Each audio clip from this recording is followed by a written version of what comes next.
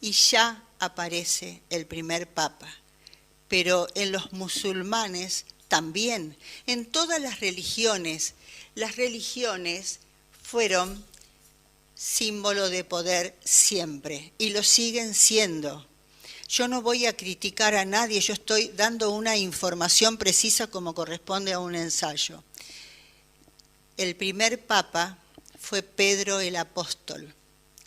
Y a partir de ese momento no era el Vaticano, sino que era en Roma donde se recibían todas las instrucciones.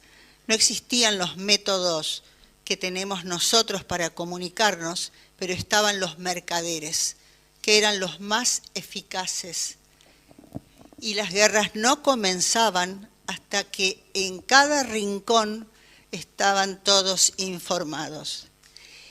Y por mi propia reflexión puedo decirles que la China fue pionera en conocer nuestro planeta sin que los demás lo supieran. A partir de ahí, la intención de todos los mundos conocidos, o los imperios conocidos, mejor dicho, ¿qué desearon? ¿Cuál es el deseo primigenio que tiene el ser humano? Tener más territorio, quitarle al de al lado. Pero ¿cómo hacían? Quitar más lejos, averiguar qué más hay. Se tienen constancias, que no las he puesto en el libro porque no tengo el aval, de que los chinos conocían perfectamente la vuelta al mundo desde diversos lugares. Si nos vamos, yo esto lo comienzo desde el siglo X, o sea, el año 900 después de Cristo. Pero también, si en un viaje imaginario voy rápidamente 1000 años más hacia atrás, me encuentro con los fenicios. Y los fenicios eran expertos navegantes que pertenecían al Medio Oriente. Al otro extremo, ustedes pueden estar observándolo en el mapa. Entonces, desde distintos lugares, desde Persia, desde Arabia, como les dije, los fenicios eran los únicos que habían desarrollado la mejor forma de navegación. Anteriores a ellos estaban los egipcios. Los egipcios habían creado las primeras naves para poder navegar por el río Nilo. Todo sirvió, todo se usó. Cuando sintieron los imperios antiguos desesperación porque se les terminaba la forma de gratificar al otro, las guerras fueron cada vez más cruentas y se iban quedando sin gente. No puedo tampoco dar fe, pero yo sé que se fabricaron naves muy similares a las naves de guerra de los fenicios, que eran manejados con remos. Esos remos eran llevados por los africanos, que iban sentados matemáticamente y atados hasta morir o hasta que se les ocurriera que fueran reemplazados. Si alguno moría, era reemplazado y continuaban viaje. Se dice también, sin seguridad, así lo manifiestan, que los fenicios, guiados por las estrellas, por la Osa Mayor, circunnavegaron África. No una vez, varias veces. Y los mercaderes eran los encargados de retransmitir. También tenían conocimientos de que América y África habían sido continentes favorecidos por piedras preciosas. Hasta el día de hoy África tiene en su suelo diamantes. Por eso Inglaterra, Francia, Holanda y otros países más hoy tienen esos territorios tomados. No porque vayan a hacer algo bueno para los africanos, sino porque siguen siendo esclavos. Les estaba diciendo que como no tenían gente, se copiaron, yo digo que de los fenicios o de los que le siguieron, que ya habían avisado que se podía abordar África desde casi cualquier punto. Y ya lo habían hecho los árabes. Los mercaderes lo habían transmitido. Y los árabes habían descubierto el hierro. Y con el hierro hicieron que los mismos esclavos capturados crearan sus propias cadenas. Y los chinos, muy inteligentes, de una cultura milenaria, ¿cuándo pasa todo esto? ¿Por qué? No es aleatorio que yo haya decidido elegir el siglo X. Ya desde fines del siglo IX, ellos habían descubierto ciencias náuticas, habían descubierto la brújula. Sin brújula, les dije que habían recorrido el planeta. Han muerto muchísimas personas. Se sacaban, es cierto, de todas las cárceles personas que total o terminaban ahí o terminaban en el mar o quizá tenían la última oportunidad, descubrían un continente para un imperio.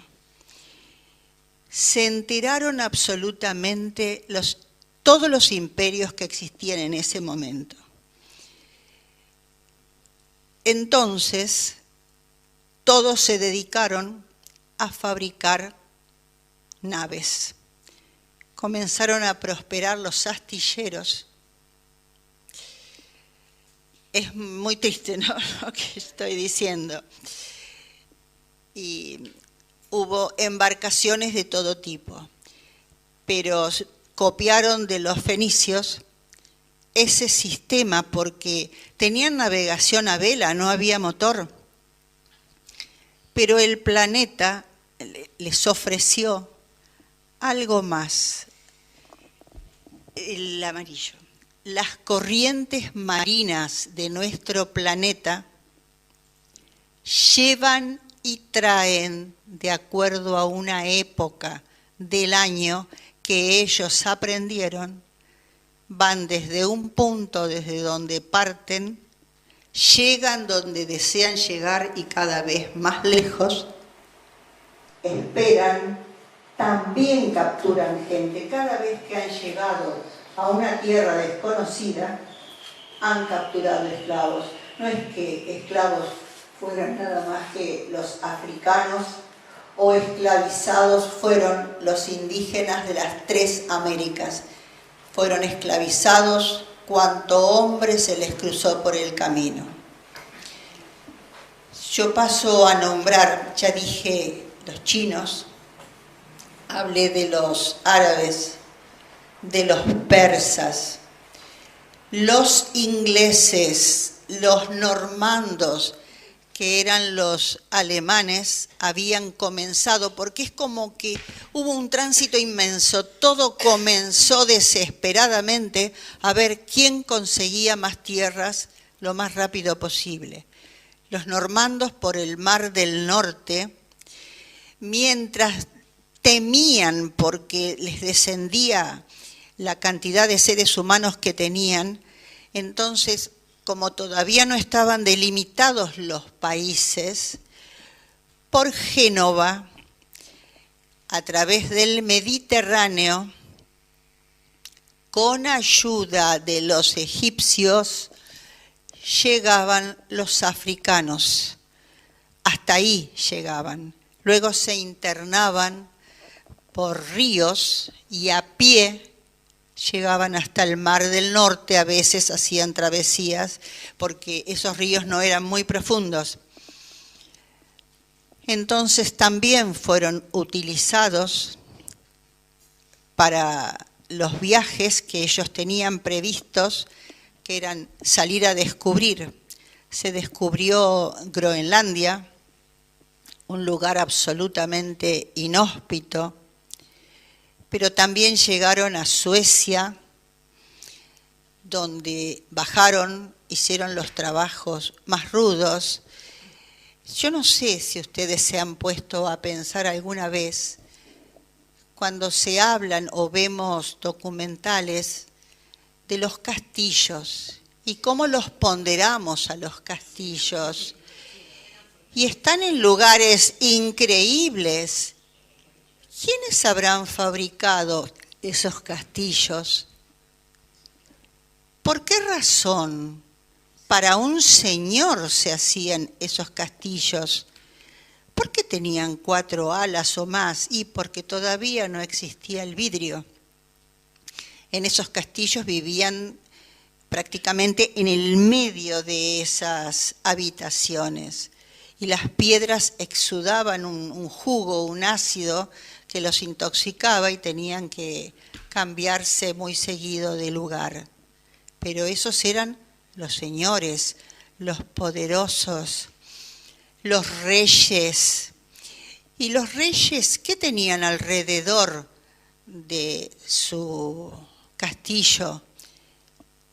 Un grupete de gente nomás que los servía a ellos con total obediencia. Servidores, es cierto, mientras los mercaderes y los que se iban haciendo expertos navegadores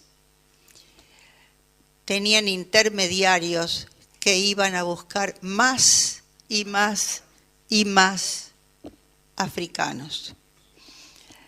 Los africanos, una raza muy fuerte, tiene el primer choque con los indígenas de las 3 Américas.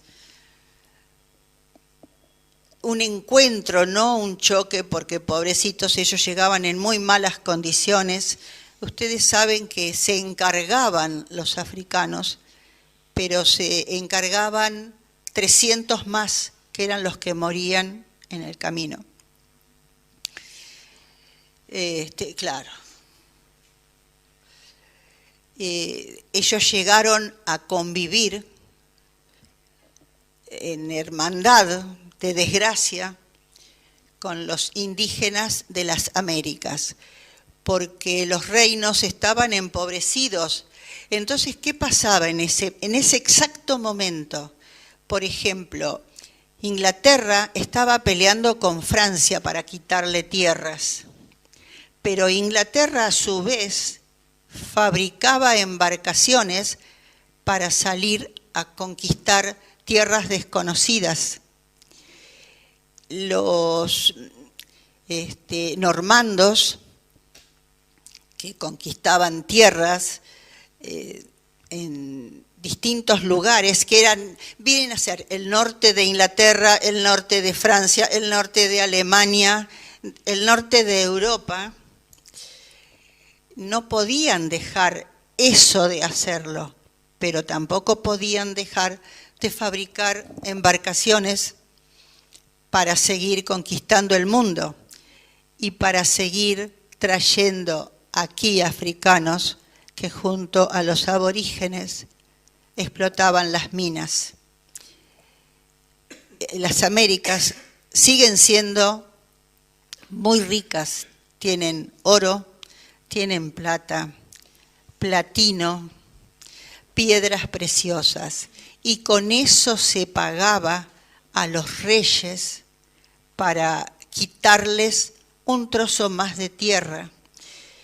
Estuvieron los holandeses como principales protagonistas junto a los ingleses, los españoles, los portugueses.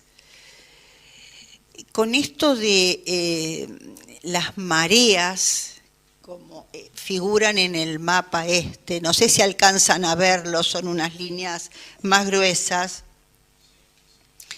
ellos fueron descubriendo absolutamente cada isla que emergía y revisada, se escondían, pero lograban secuestrarlos.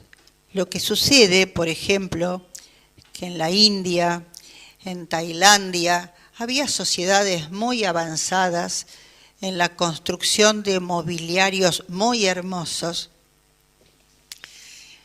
y ellos, para tener una tierra, la que fuera, la de América o fuera de América, tenían que dejar una muestra. La muestra era humana y debían traer familias a vivir en ese lugar. Cada tantos meses regresaban con más gente porque sabían que ya habían muerto. Entonces, ¿por dónde comienza la conquista? ¿Por qué yo empiezo desde el siglo X? Porque no es la historia de Cristóbal Colón en el año 1492, sino que ya en el siglo X se habían construido, había un tránsito muy grande en los mares, habían construido muchísimas embarcaciones, cada vez más grandes para que el viaje fuera más fructífero. Y debían llevar, si habían tocado tierra, una justificación de que eso fuera cierto. Entonces, enjaulaban a cientos de habitantes de cada tierra que descubrían, los volvían a poner dentro de los barcos y los traían para el rey o para el emperador que habían conseguido esas tierras. Esas personas que fueron llevadas en los barcos tampoco regresaron. Yo no sé si llegan a 20 millones o a 30 millones de personas que tuvieron que morir para que estos reinos se salvaran con los tesoros que llevaban extraídos de las tierras. En el siglo X se toca el labrador en América del Norte, por eso ahí comienza, parece, ya les voy a decir por qué. En el labrador llegan los normandos, y dejan gente, dejan comerciantes y familias. Pero los indígenas, ante el primer encuentro, responden con tal ferocidad que tienen que huir con varias bajas. Eso es lo que figura después de investigar tanto. Pero, como yo continúo buscando, recuerdan que les había nombrado a los mongoles. Si ustedes ven este mapa moderno, Mongolia se ha reducido considerablemente, está en el centro, no sé si alcanzan a ver. ¿Se puede ver? Y un grupo de gente alcanza a huir, no sé cómo, de la muerte, caminando, cruzan el estrecho de Bering y sobreviven. Y esas personas son los esquimales. Entonces, ¿quiénes fueron los primeros que llegaron a América? Los que entraron por la península del Labrador o los esquimales. Y si ustedes pudieran acercarse a este mapa, como lo hice yo, que no podía creer, Alaska no se llamaba Rusia antes, se llamaba Kiev, y había sido fundada para atraer a misioneros. Necesitaron dinero. Entonces, Estados Unidos compró Alaska más adelante, en otros siglos, pero yo quiero explicarles que ¿quién habrá sido el primero que conquistó América del Norte? Estados Unidos había descubierto grandes vetas de oro. O sea que siempre hubo mercaderes y personas que recorrieron el planeta. Y ¿saben en cuánto compró Estados Unidos Alaska? En $7.200 millones, que fue entregado a Kiev. Y Estados Unidos obtuvo más de 100 veces más de lo que habían pagado con todo el oro que extrajeron. Pero Estados Unidos, después de reflexionar muchísimo, fueron más vivos. Ellos a los indígenas les dieron algo. No los mataron, no hubo inmensas matanzas, hubo tratados. Los tratados existen porque hay gente sometida, así es, como hasta el día de hoy. Por ejemplo, yo voy a mezclar siglos porque hay espacios muy grandes que debe haber sido todo igual, por eso no los pude encontrar.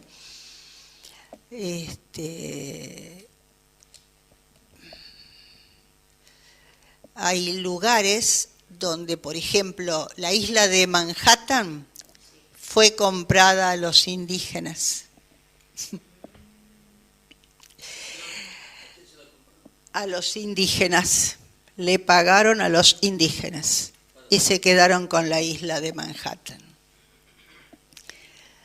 Y Nueva York había sido tomada por Holanda.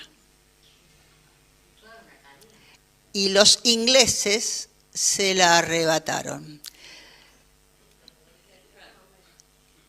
Por la Florida, España ingresa a Norteamérica.